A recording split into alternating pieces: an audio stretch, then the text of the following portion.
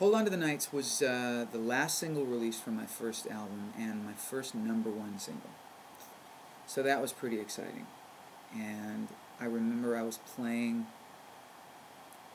somewhere in the Midwest, outside. I was on tour, and my grandfather, Dwayne, was out on the road with me, hanging out with me. And we had just finished sound check, and we were waiting to do the show, and I got the call that Hold On to the Nights had gone to #1. So I was really thrilled, and to this day I'm thrilled that I got to share that moment with my grandfather, who I was really close to. You know, what's funny about Hold On to the Nights becoming my first #1 single is, to me, that I produced that record almost in a way that would have prevented it from being a hit. I was really, this was, 1987, 88 actually is when Hold On to the Nights went to #1, but it was recorded between 86 and 87. And at that time I was just completely obsessed with Peter Gabriel's So album. And one of the things that's so great about the Peter Gabriel So album is that the ballads on his records were produced so ethereally and sparse and not like a typical rock ballad. And I kind of wanted to do that with Hold On to the Nights. I could have easily approached it as a pretty straight-ahead pop rock ballad. And that's kind of what it becomes at the end. You get the huge, gigantic, killer drum fill by Trissom Bowden from Kenny Loggins' band back then and now plays with Chicago.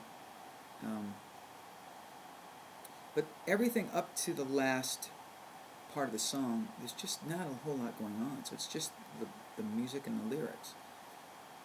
And so I was pretty shocked that it became such a big hit, because it sure didn't sound like any other hit record to me. What else can I tell you about the song, the recording? The fretless bass is performed by a guy named Patrick O'Hearn, who was with Missing Persons.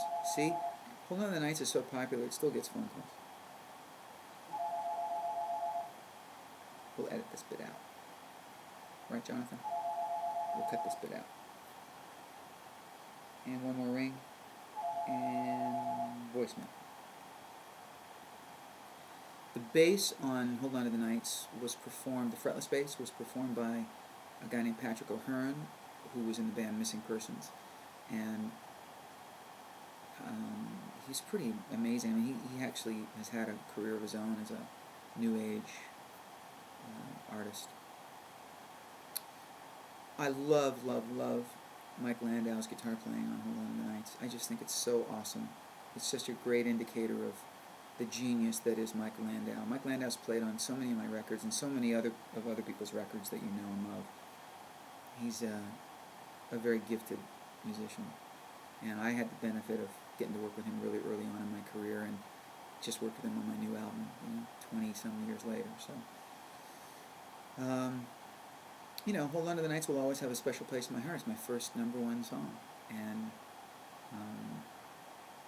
I play it now live, but I play it on acoustic guitar, and I like that we've kind of reinvented it, and there's something a little bit more intimate about it now, and we don't do the big gigantic drum thing at the end, and it's so 80s, but I'm proud of that record. I'm really thrilled that a song that was sort of produced to be an anti-hit became a #1. Pretty cool.